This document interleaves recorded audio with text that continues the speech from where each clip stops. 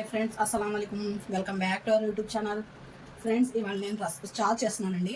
సింపుల్గా చారు ఎలా చేయాలో నేను మీకు చూపిస్తానండి. ఒక 10 మినిట్స్ 15 మినిట్స్లో అయిపోయిందండి చారు. టేస్టీగా ఉంటుందండి. నేను ఇందులోకి వాటర్ పోసాను కదండి, అందులోకి చింతపండు చాలండి. నేను ఇదేస్తాను కదా, టమాటా సరిపోయిందండి. పుల్లగా ఉంటే అస్సలు బాగోదండి చారు.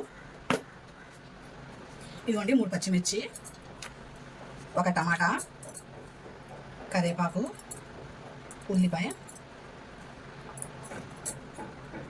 చాలా టేస్టీగా ఉంటుందండి. ఇలా చేసుకోండి. మనం చింతపండు అనేది తక్కువగా వేసుకోవాలండి, ఎందుకంటే ఎక్కువగా వేసుకుంటే చారు పుల్లగా అస్సలు బాగోదండి. టేస్ట్ అనేది అస్సలు బాగోదండి చారులోకి. ఎప్పుడు మనం టమాటా వేసి చింతపండు అనేది చాలా తక్కువగా వేసుకోవాలండి. ఇప్పుడు ఇందులోకి కొద్దిగా కొత్తిమీర అండి, టేస్ట్ చాలా బాగుంటుందండి. కొద్దిగా రసం పౌడర్ అండి, ఎక్కువ కాదండి, కొద్దిగా రసం పౌడర్ వేస్తే ఆ టేస్ట్ అనేది వేరుగా ఉంటుందండి. పసుపు,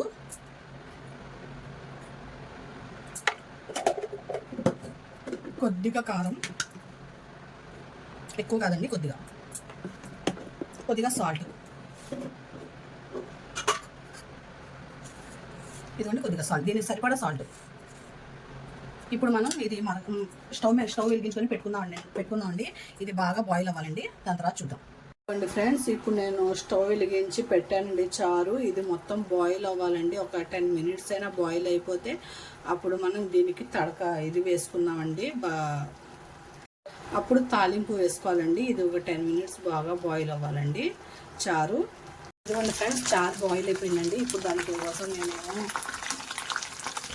తాలింపు పెడుతున్నానండి. అది కరివేపాకు, వెల్లుల్లి, ఎండుమిర్చి వేసానండి. చారులో లేకపోతే బాగోకదండి. ఇవన్నీ కొద్దిగా ఆవాలు, కొద్దిగా జీలకర్ర,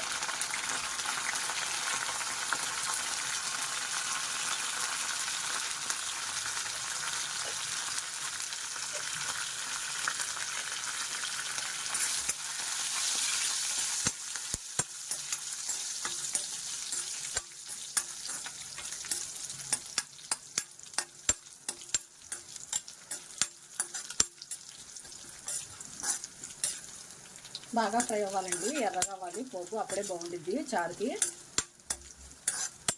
వెల్లుల్లి అదంతా బాగా ఎర్రగా అవ్వాలండి.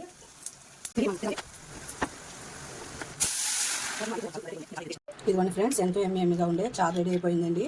ఇలా చేసుకోండి ఫ్రెండ్స్, చాలా బాగుంటుంది. నా ఛానల్ని సబ్స్క్రైబ్ చేయండి ఫ్రెండ్స్, లైక్ చేయండి, షేర్ చేయండి, కామెంట్ చేయండి ఫ్రెండ్స్. మంచి వీడియోస్ అనేది పెడతాను. నన్ను ఇలాగే సపోర్ట్ చేయండి ఫ్రెండ్స్. Bye friends.